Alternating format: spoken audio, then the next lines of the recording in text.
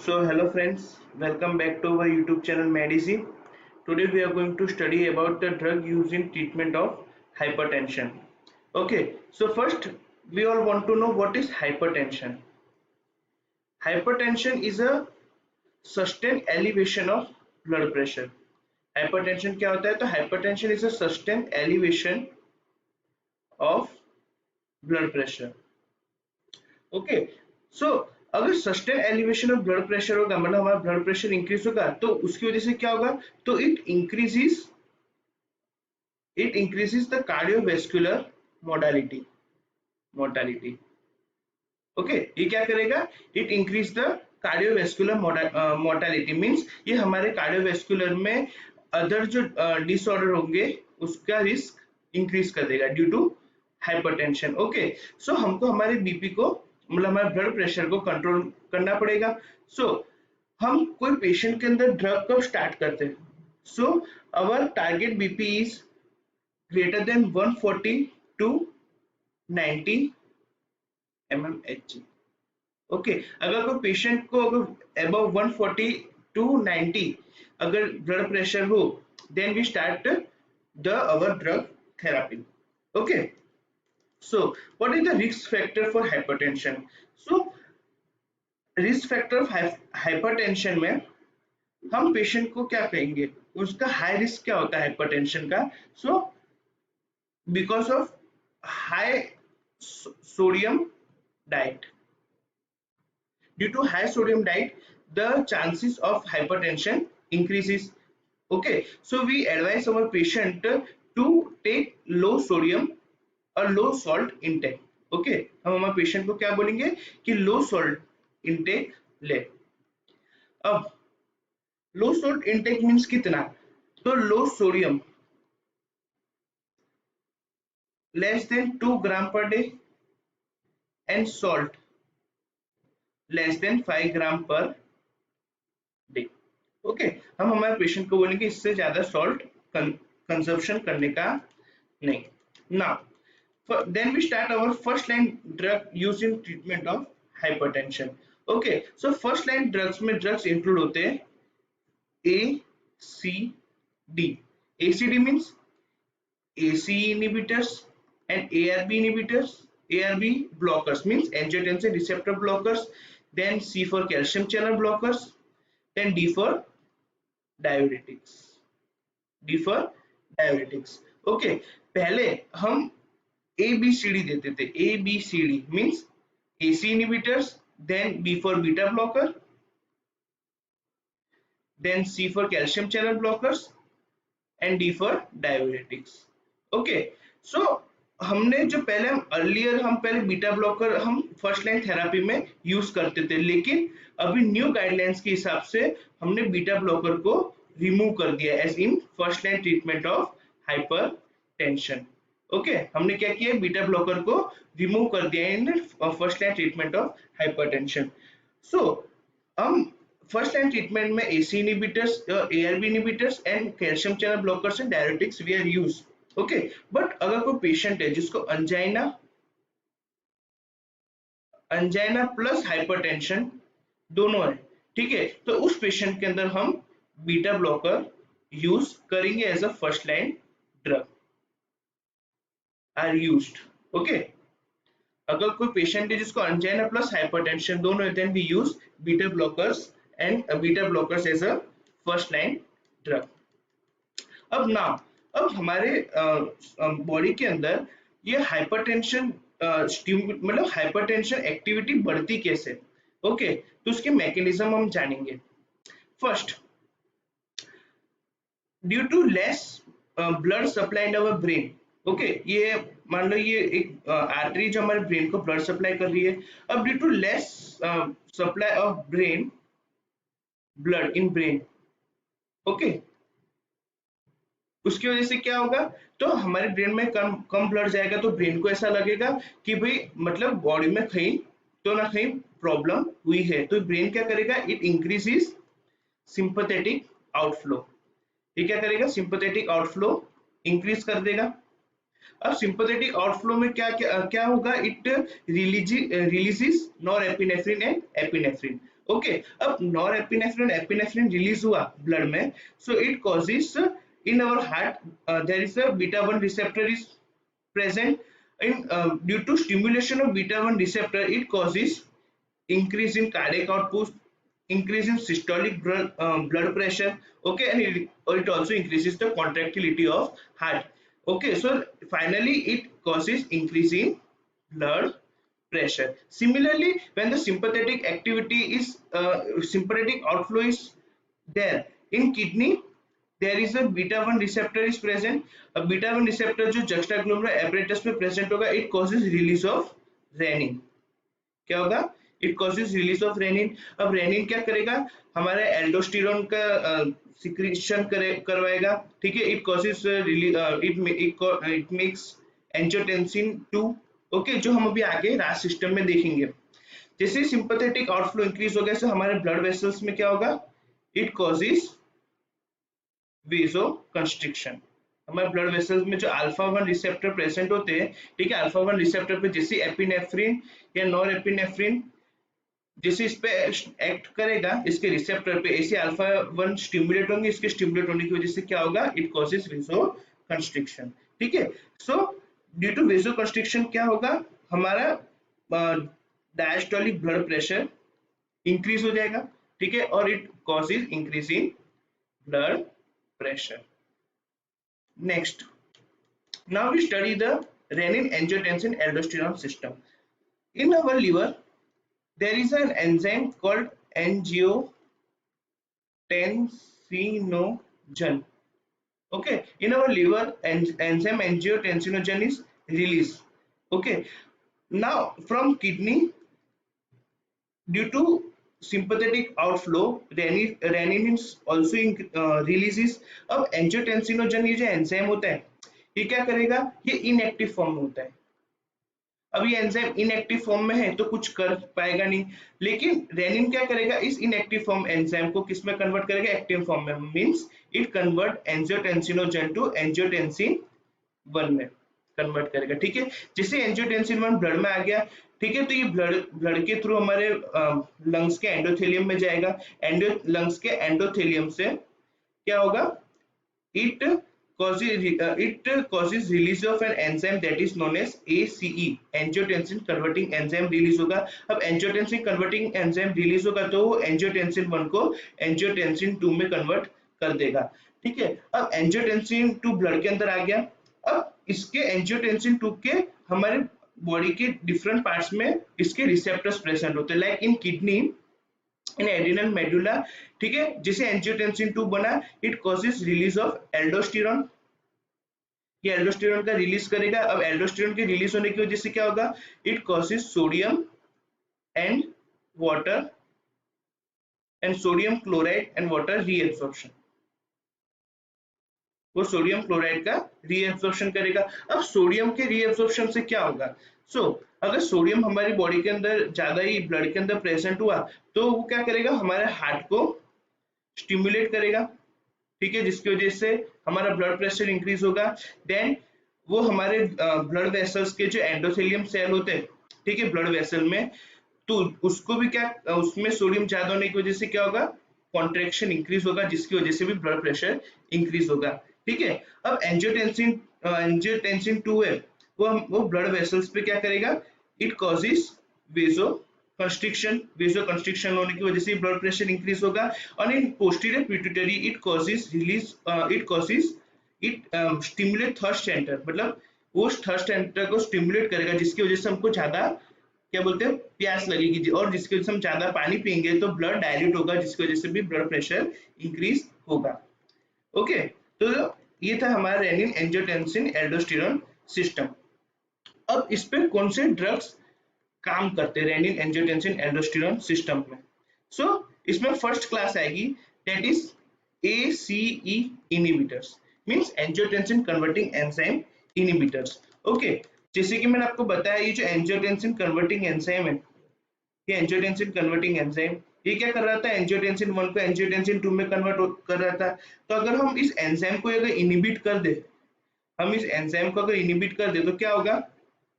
Angiotensin 2 बनेगा नहीं और ये सारी एक्टिविटी होगी नहीं. ओके, जो एंजियोटेंसिन कन्वर्टिंग एंजाइम जो ड्रग्स होते हैं वो उनका एंडिंग किस में होता है, तो pril, like enalapril, captopril, fosinopril etcetera. Okay, हम इन ड्रग की ग्रेट डिटेल पढ़ेंगे इन सेपरेट वीडियोस। ओके, अब ये जो ड्रग्स होते हैं ये क्या करेंगे, एंजियोटेंसिन कन्वर्टिंग एंजाइम जो होगा उसको इनहिबिट करेंगे, जिसकी वजह से हमारा ब्लड प्रेशर डिक्रीज हो जाएगा। लेकिन इस ड्रग के काफी सारे साइड इफेक्ट होते हैं, लाइक इट कॉजेज एंजियोडीमा। ठीक है, ये एंजियोडीमा कॉज करता है। ठीक है, और it is also contraindicated in pregnancy, it is also contraindicated in pregnancy, means हम इनको प्रेगनेंसी में दे सकते नहीं है। इसमें दूसरी क्लास आती है ड्रग की, दैट इज एसी,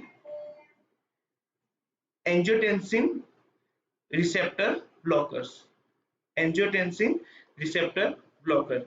ओके, अब एंजियोटेंसिन रिसेप्टर ब्लॉकर्स होते हैं, एंजियोटेंसिन रिसेप्टर ब्लॉकर, अब ये इसमें इनके जो ड्रग्स होते हैं उनकी एंडिंग किस में होती है, साटन्स में।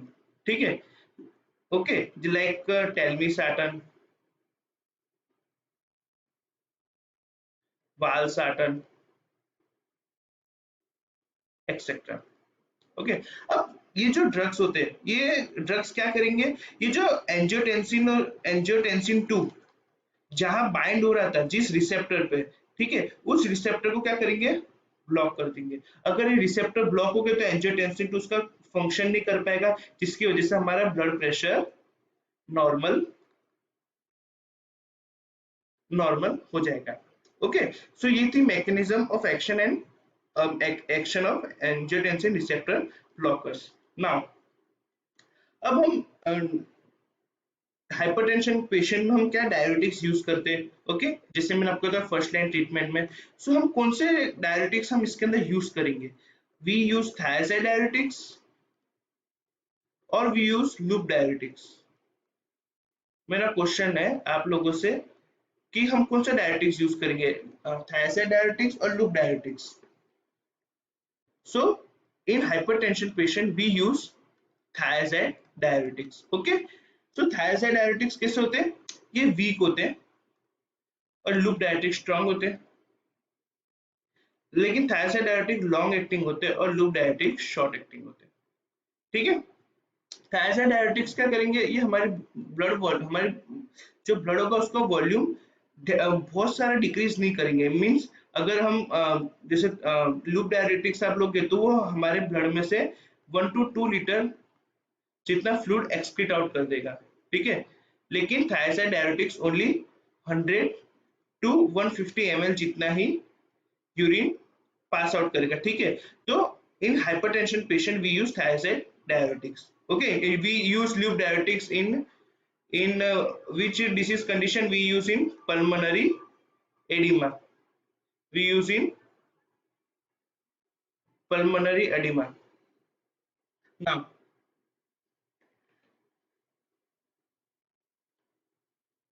now our third drug class is vasodilators।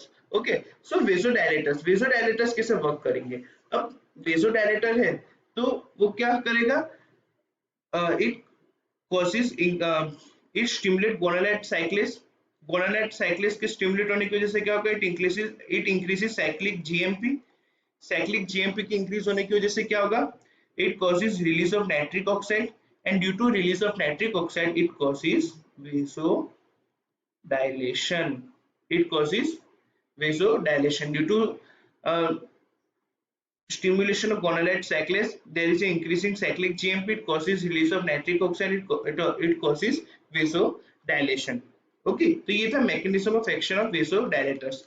now we see the different vasodilators like sodium nitroprusside। okay, sodium nitroprusside is it dilates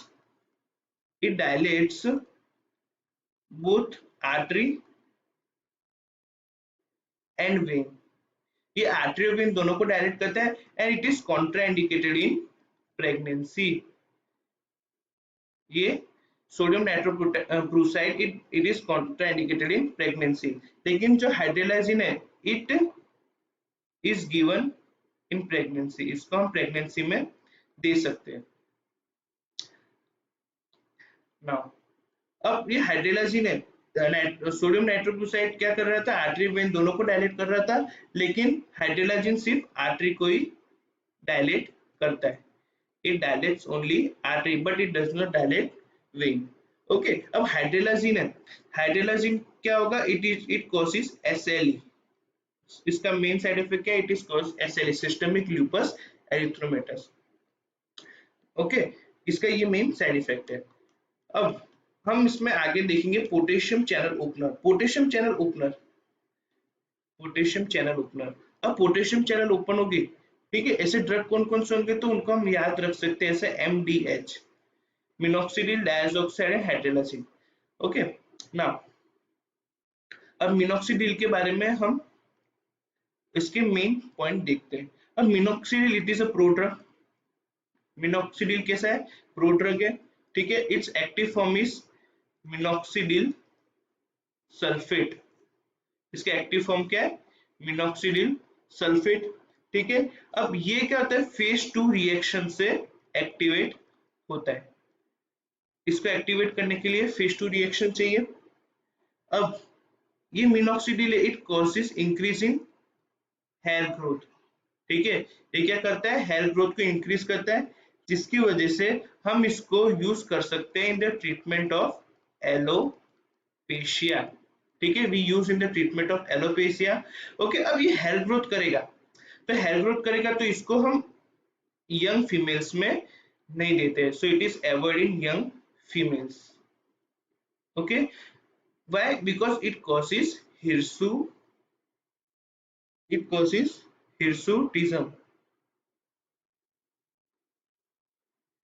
it causes hirsutism। Okay, means female में ये हेयर का ग्रोथ करेगा, that's why we are avoided in females.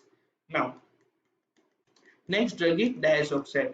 डायसॉक्साइड का एक main function ये है that it decreases insulin release. What it causes? It causes decrease in insulin release.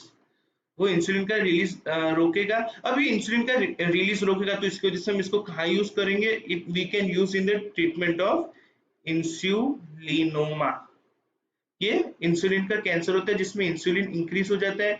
Because of this insulin अगर हमारे बॉडी के अंदर ज्यादा रिलीज होगा तो क्या होगा, इट कॉजेज हाइपर ग्लाइसेमिया, ठीक है। तो हम इसमें डायसॉक्साइड यूज कर सकते हैं, और it causes hyper glycemia.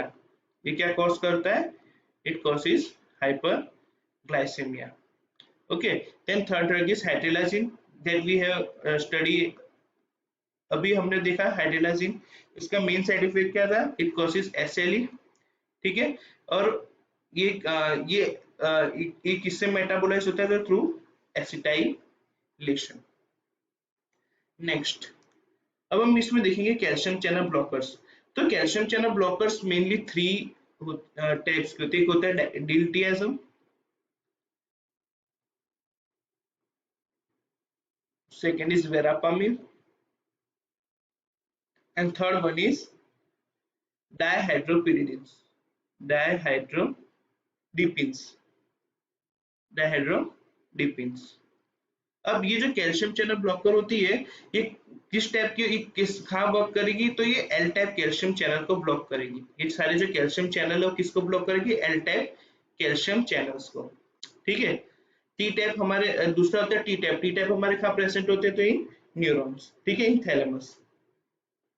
Now अब ये जो हम इसके अंदर सबसे ज्यादा डिपिन्स यूज करते हैं, ठीक है। डिपिन्स के अंदर कौन कौन से ड्रग्स इंक्लूड होते हैं, like amlodipine, nimodipine, nicardipine, nifedipine, felodipine etcetera. Okay, ये सारे ड्रग हम इसके अंदर यूज करते हैं। अब कैल्शियम चैनल ब्लॉकर्स होगा, तो कैल्शियम चैनल को हम ब्लॉक करेंगे तो उसकी वजह से क्या होगा, हमारे जो ब्लड वेसल है, ब्लड वेसल के अंदर कॉन्ट्रेक्शन डिक्रीज हो जाएगा, ठीक है।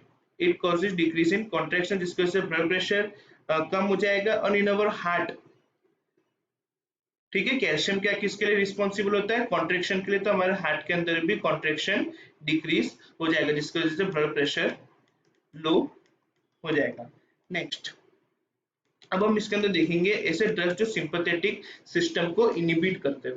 ठीक है, तो जैसे ही ब्रेन के अंदर सिंपैथेटिक सिस्टम एक्टिवेट हुआ तो इधर जो एनएन जो गैंग्लिया प्रेजेंट होंगे वो क्या करेगा, एसिटाइलकोलिन का रिलीज करेगा। एसिटाइलकोलिन के रिलीज होने की वजह से क्या होगा, सिंपैथेटिक जो ये गैंग्लिया होगा, ठीक है, इसके अंदर क्या बोलते हैं एपिनेफ्रिन का और नॉर एपिनेफ्रिन का रिलीज स्टार्ट हो जाएगा।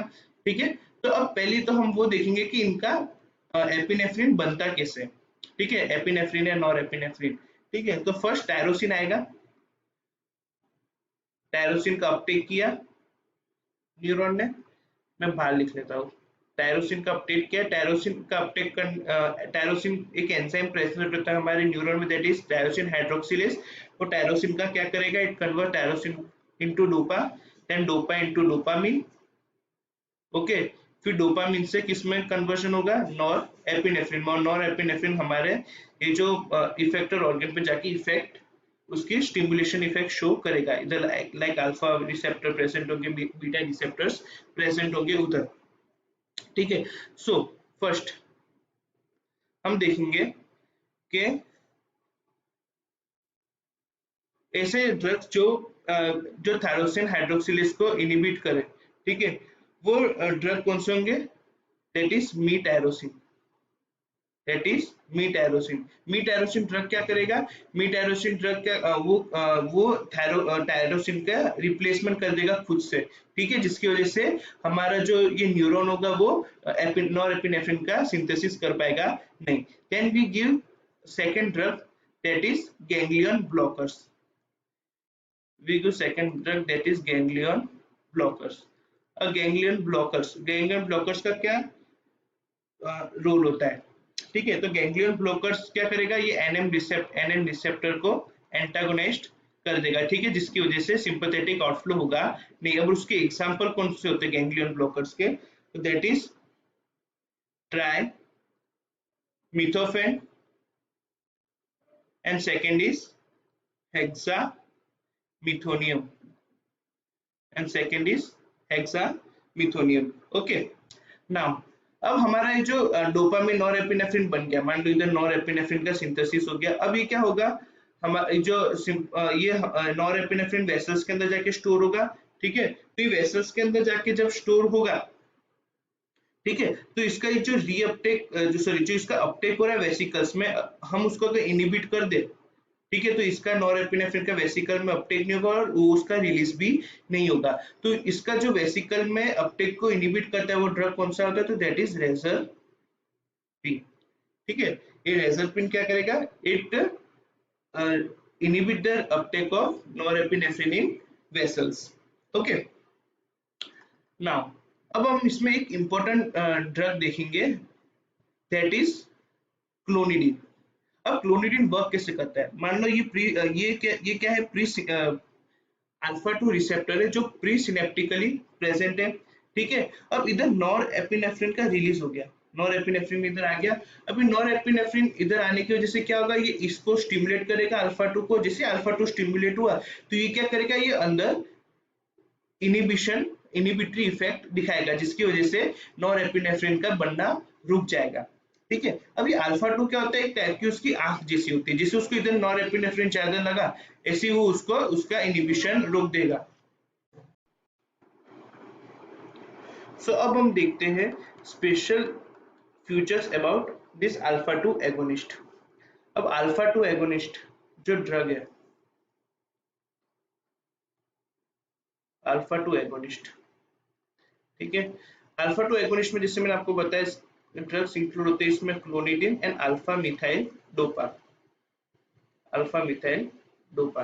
अब क्लोनिडिन है, क्लोनिडिन और अल्फा मिथाइल डोपा क्या करेगा, अल्फा 2 को एगोनिस्ट करेगा, स्टिमुलेट करेगा। अल्फा 2 के स्टिमुलेट होने की वजह से क्या होगा, एपिनेफ्रिन और नॉन एपिनेफ्रिन का रिलीज कम हो जाएगा। ठीक है, अब क्लोनिडिन है, क्लोनिडिन का special side effect, clonidine alpha methyl dopa का साइड इफेक्ट होता है, it causes xerostomia, it causes xerostomia, it causes sedation, and it causes dry mouth. It causes dry mouth. And alpha methyl dopa, it causes hemolytic anemia. It causes hemolytic anemia. Okay, अब clonidine के बारे में एक और main features ऐसा है that it we cannot stop clonidine suddenly, immediately, मतलब हम क्लोनिडिन को एक साथ ही देना बंद नहीं कर सकते। अगर कोई पेशेंट है वो क्लोनिडिन की थेरापी पे, तो हम उसको डायरेक्टली उसको बंद नहीं कर सकते। क्यों? Because it causes rebound hypertension. It causes rebound hypertension. Okay, तो ये थे हमारे some important drugs regarding regarding hypotension. ठीक है, अब इसके अंदर एक और ड्रग की क्लास आती है that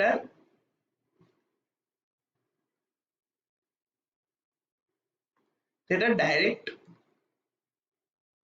renin inhibitors। ओके, एक और इसमें ड्रग की क्लास आती है that are direct renin inhibitor. Direct renin inhibitors क्या करते हैं? ये जो किडनी है, किडनी में से जो बीटा 1 स्टिमुलेट होने की वजह से रेनिन रिलीज हो रहा था, ठीक है, ये क्या करेंगे? उसके रिलीज को इनहिबिट कर देंगे। ठीक है, तो वो ड्रग के एग्जांपल होते हैं डेटा enalkiren, रेमिकाइरिन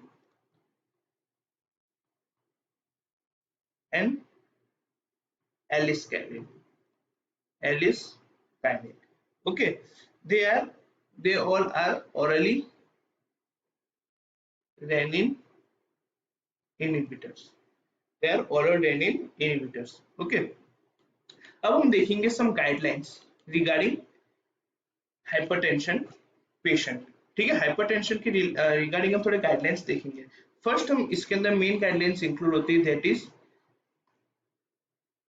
JNC guideline, JNC 8 guidelines। JNC 8 guidelines means Joint National Committee guidelines।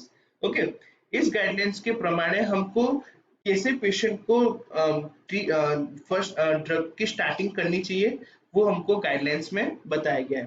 जैसे कोई पेशेंट है जिसकी age greater than 55 years old है, ठीक है, तो उसका टारगेट बीपी कितना होगा? तो लेस देन 150/90। ओके, और कोई पेशेंट है जो less than 55 years old, less than 55 years अगर ओल्ड है, तो ऐसे पेशेंट के अंदर टारगेट बीपी 140/90 होगा। ओके, अगर कोई पेशेंट है जिसको क्रोनिक किडनी डिसीज है, तो उसके लिए ड्रग ऑफ चॉइस क्या होगी? तो उसके लिए ड्रग ऑफ चॉइस होगी AC inhibitors and ARB inhibitors. ठीक है, ऐसे पेशेंट जिनको क्रोनिक किडनी डिसीज है, ऐसे पेशेंट के हम फर्स्ट लाइन ट्रीटमेंट में यूज करेंगे AC inhibitors and ARB inhibitors. Okay, अब इसमें एक और गाइडलाइंस इंक्लूड होती है that is American heart association guidelines. Okay, अब इस गाइडलाइंस के प्रमाणे ये लोगों ने डिफरेंट स्टेजेस में क्या बोलते हैं पेशेंट्स को डिवाइड किया है। जैसे कि कोई पेशेंट है जिसका blood pressure, systolic blood pressure and diastolic blood pressure, अगर कोई पेशेंट है जिसका सिस्टोलिक ब्लड प्रेशर 130 to 139 तक रहता है, ठीक है, और डायस्टोलिक ब्लड प्रेशर 80 to 89 तक रहता है, तो उस पेशेंट को हम स्टेज 1 कहेंगे। एंड कोई पेशेंट है जिसका ब्लड प्रेशर ग्रेटर देन 140 हो, सिस्टोलिक ब्लड प्रेशर और diastolic blood pressure greater than 90 हो, तो वो पेशेंट स्टेज 2 में हम इंक्लूड करेंगे। और जैसे मैंने आपको स्टार्टिंग में बताया, तो हम कोई भी ड्रग थेरेपी कब स्टार्ट करेंगे? जब भी अगर ब्लड प्रेशर ग्रेटर देन 140/90 हो, तो मतलब हम सेकेंड स्टेज पेशेंट्स के अंदर anti hypertensive treatment therapy start कर देंगे। ठीक है, तो ये थी information about anti hypertensive drugs. अगर आपको मेरा वीडियो अच्छा लगा तो प्लीज मेरे चैनल को लाइक कीजिए, शेयर कीजिए, सब्सक्राइब कीजिए। Thank you.